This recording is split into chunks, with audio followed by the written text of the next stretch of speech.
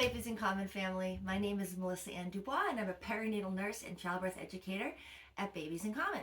And today I am getting ready for my cousin and his wife's baby shower in a couple of days. I'm very excited about it, and I wanted to take this opportunity to show you what I give people for their baby showers ever since I had my first baby. Before I had a baby, I would go on their registry and I would get cute little outfits and, little baby toys.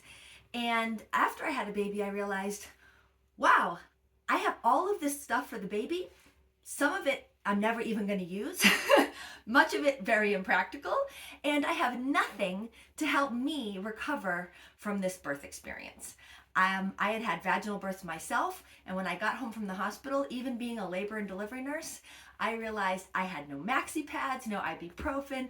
I was completely unprepared for my postpartum recovery. So ever since then, 12 years ago, I've made it my mission to create postpartum and lactation care kits to give to expectant families in my family as a baby shower gift, because you are going through a really big life change and you are going through a really big health situation, and you need to be prepared to take care of your body, whether you've had pushed a baby out of your vagina or just had major abdominal surgery.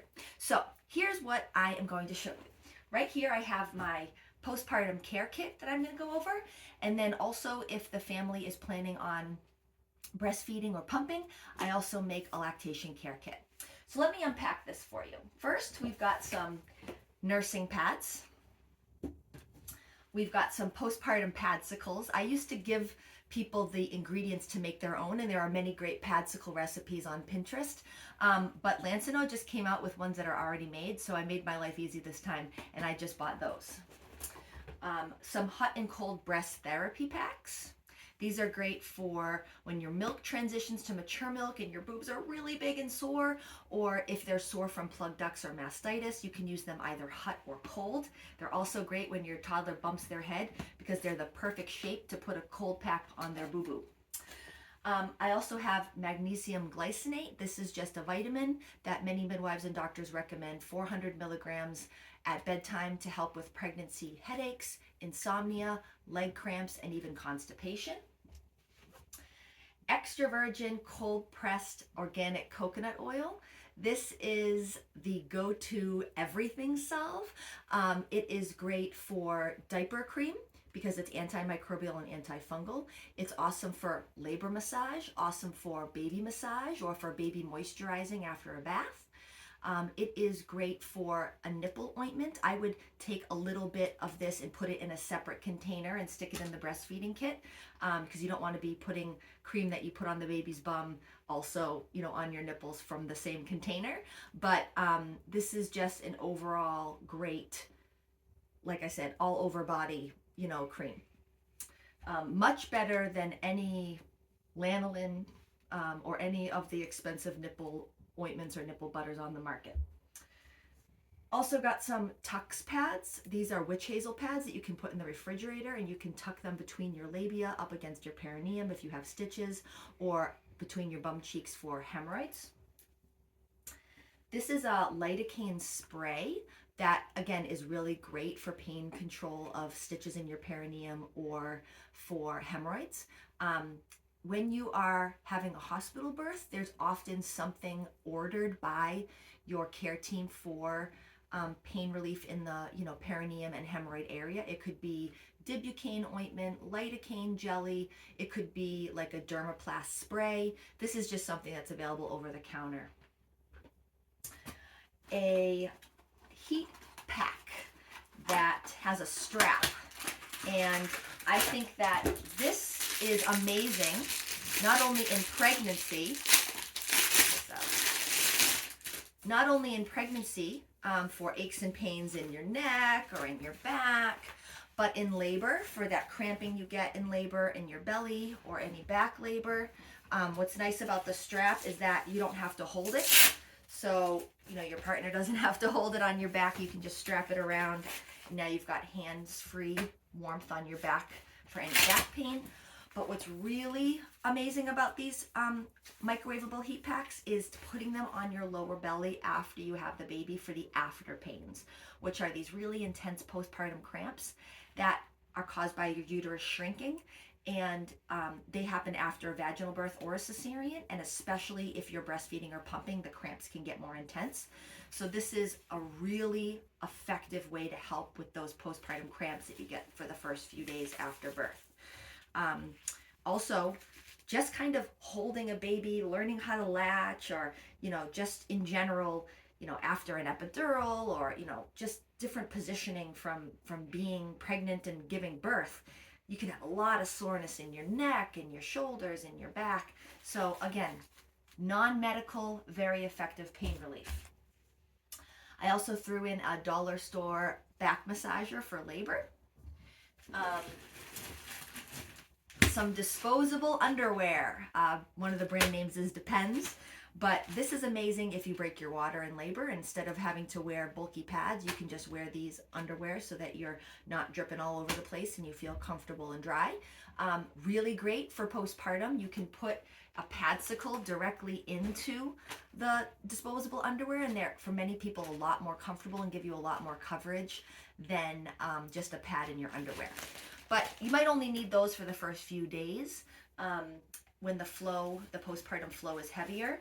So I also threw in some maxi pads just for when the flow gets a little bit lighter. So that is what I put in the postpartum care kit. If I knew that this person was having a C-section, I might also put in some ointment or salve for the scar area. I might put in an abdominal binder, which can be helpful for pain relief after a C-section, just to give your incision a little bit more support. So I might also put in some full coverage underwear. Some people find that to be more comfortable than their regular underwear if they've had a C-section. So I might have additional ideas if I knew this person was having a C-section. And for anybody who takes my New Baby and Postpartum Ready class, you get my postpartum care kit list as part of your resources for that class. So I'm going to move all this stuff to the side just for a minute so that I can go over the lactation kit.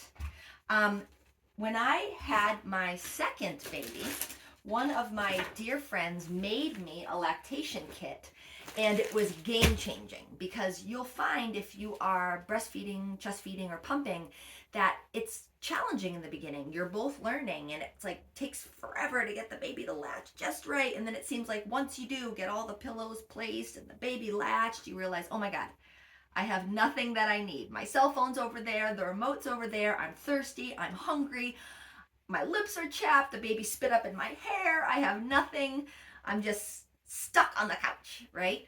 So one thing that partners can do and support people to be really helpful is every time you sit down to nurse or pump, your partner brings you your lactation care kit.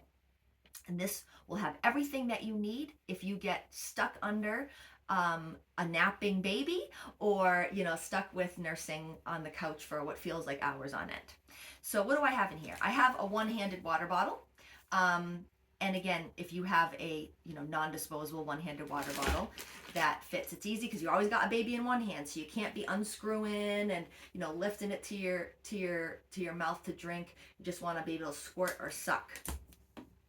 I've got a small pack of wipey dipes because you're gonna realize your armpits stink and, and there's spit up in your hair, and just in general, babies pee on you, and you realize, I can't really get up to get washed right now. So it's nice to have some wet wipes, some tissues for those postpartum, emotions, gum when your breath doesn't feel so fresh, hand sanitizer because everybody is germy and your baby is not. I threw some of the breast pads. Some people leak once their milk transitions to mature milk, and so I always throw some in the lactation kit so they're handy. Ibuprofen and acetaminophen. Care providers are going to recommend that you alternate these for at least the first few, 3 to 7 days after you give birth. Keeping up with your ibuprofen and acetaminophen can even help you avoid taking narcotics or very little narcotics after a C-section. So in this case, what I've bought is extra strength Tylenol. So that's 1,000 milligrams every 8 hours around the clock. And you're alternating that with ibuprofen, 600 milligrams every 6 hours around the clock. Partners, you can be really helpful by setting an alarm on your phone, one for ibuprofen, one for acetaminophen, and when the alarm goes off, bringing her the medicine and not shutting the alarm off until you see her put it in her mouth and take it. Also, you will find that if you are lactating, you have quite an appetite. You are starving all the time, and when you're nursing or pumping in the middle of the night, you need something to snack on. So I asked my cousin Drew what his wife's favorite snacks were. So I've got some gummy bears and some Sour Patch Kids, but I also threw in some dried apricots or dried prunes because these are really good to help you keep pooping soft poops after you give birth, because you don't want to have to poop hard poops. I always throw in some chocolate, some granola bars. I threw in some Pop-Tarts, but just easy, snacks when you're feeling, starving, you're stuck under a nursing or sleeping baby. It's really helpful to have some snacks that are handy and one-handed. So that is the lactation care kit. And again, if you take my new baby and postpartum ready class, you get my patented, lactation care kit list so you can make your own. Also, as part of my new baby and postpartum ready class, I have a postpartum plan that I curated and created to help you sit down with your partner or support person and go through all the things that you need to think about before you have the baby to set yourself up for success postpartum. And what I did for this family is I actually filled out some of the things that I already knew about. They happened to be in New Hampshire. So I filled out some lactation consultants and some new parent support groups that I know are around where they live.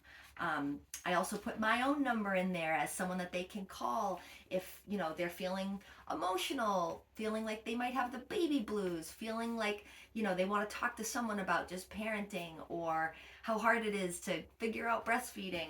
And so, it's important that we help new parents build that village. I also am throwing in my babies, parenting, and postpartum resource list, all of my favorite websites and books. What's also very important is the Save Your Life Post-Birth warning signs that I am going to tell them to hang on their refrigerator.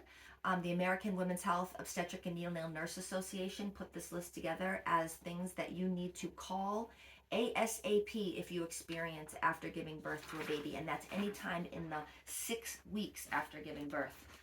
I also printed out a when to call the doctor for your newborn warning signs that they can put up near their diaper changing station. And then lastly, I made a little printout of a nice sign that they can hang on their front door that welcomes people to drop off food for them, but asks visitors to just, give them a little break and stay away until they, can make it through those first 2 weeks of their baby moon together. Remember, helpers that are going to come and help you take care of the house, take care of the dog, cook you meals, not just expect to be entertained by you, are definitely welcome after giving birth.